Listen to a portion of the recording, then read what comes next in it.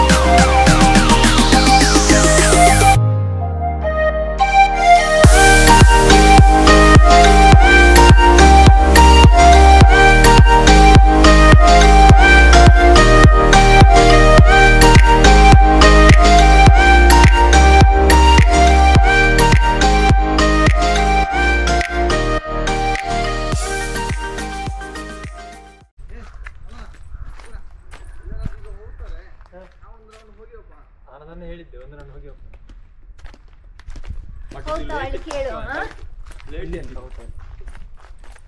ಇದು ಅತ್ಲೆಗರೆ ಕರ್ಕೊಂಡು ಹೋಗ ಮಾರೆ. ಹಾಯ್ ಓಂಕಾರ, ಆದಿತ್ಯನ ಫ್ರೆಂಡ್ ಒಬ್ಬ ಇದ್ದಲ್ಲ ಹೇಳಿದ್ದಲ್ಲ ಸಮಸ್ಯೆ ಅಲ್ಲ, ನೀನೇ ಹೇಳಿದ್ದಲ್ಲ ಅದು ಇಲ್ಲಿಂದ ನೋಡು, ಅಲ್ಲಿ ನೋಡು.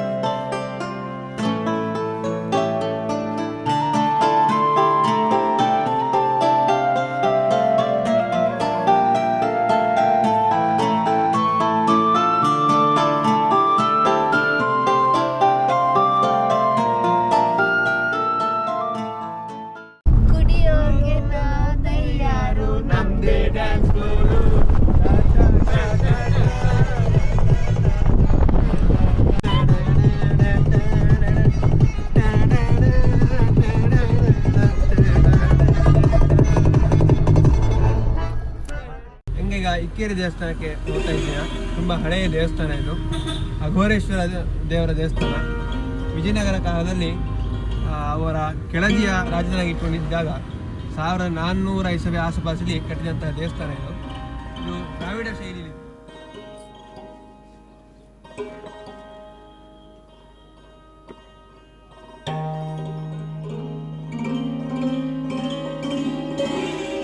ದೇವಸ್ಥಾನ ವಿಜಯನಗರ ಮತ್ತು ದ್ರಾವಿಡ ಶೈಲಿಯಲ್ಲಿ ಮೂಡಿಬಂದು. ಈ ದೇವಸ್ಥಾನದ ವಿಶೇಷತೆ ಅಂತ ಹೇಳಿದರೆ, ಈ ದೇವಸ್ಥಾನವು ಗ್ರಾನೈಟ್ ಶಿಲೆಗಳಲ್ಲಿ ಮಾಡಿದ್ದು. ಇದು ಕೆಲವು ಗ್ರಾನೈಟ್ ಶಿಲೆಗಳಲ್ಲಿ ಮಾಡಿದಂತಹ ದೇವಸ್ಥಾನಗಳಲ್ಲಿ ಇದುದೇ ಒಂದಾಯಿತು. ಈ ದೇವಸ್ಥಾನಕ್ಕೆ ಬಂದ ಕೂಡಲೇ ಎದುರು ಭಾಗದಲ್ಲಿ ಒಂದು ನಂದಿಯ ವಿಗ್ರಹ ಇತ್ತು. ಈ ನಂದಿಯು ದೇವರಿಗೆ ಮುಖ ಮಾಡಿಕೊಂಡಿಪ್ಪಂತಹ ವಿಗ್ರಹ. ಇದು ನಮ್ಮ ಎಲ್ಲರನ್ನದೇ ಈ ಜಾಗಕ್ಕೆ ಸ್ವಾಗತ ಮಾಡ್ತಾ ಇತ್ತು. ಈ ನಂದಿ ವಿಗ್ರಹದ ವಿಶೇಷತೆ ಎಂತಾದರೆ, ಇದು ಇಂಡೋ ಇಸ್ಲಾಮಿಕ್ ಶೈಲಿಯಲ್ಲಿ 16ನೇ ಸೆಂಚುರಿಯೇ ಕಟ್ಟಿದಂತಹ ವಿಗ್ರಹ ಇದು. ಇದು ಕೆಲವೇ ಹಿಂಗಿಪ್ಪ ಶೈಲಿಯಲ್ಲಿ ಕಟ್ಟಿದಂತಹ ವಿಗ್ರಹಗಳಲ್ಲಿ ಇದುದೇ ಒಂದಾಯಿತು.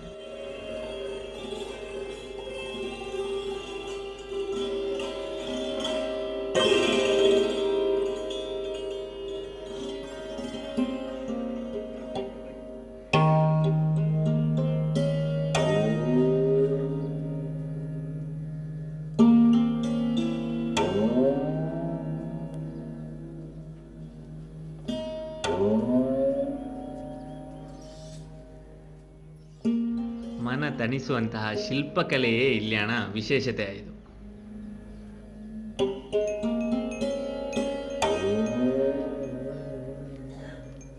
ಹೆಂಗೆ ಈ ಇಕ್ಕೇರಿ ದೇವಸ್ಥಾನ ಮುಗಿಸಿ ನಮ್ಮ ಗಗನ್ ಅವರ ಸಾರಥ್ಯದಲ್ಲಿ ನಾವೀಗ ಜೋಗ್ ಫಾಲ್ಸಿನ ಕಡೆಗೆ ಹೋಗ್ತಾ ಇದ್ದು.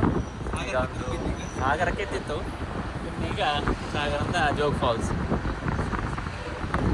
ಈ ಒಂದು ಇಷ್ಟು ದೊಡ್ಡ ಪೇಟೆಯಲ್ಲಿ ಒಂದು CNG ಇಲ್ಲಿ ಹೇಳಿ ಹುಡುಕುದೇ ಆತ, ಅದರಿಂದ ನೋಡ್ತಾ ಇದ್ದೆ.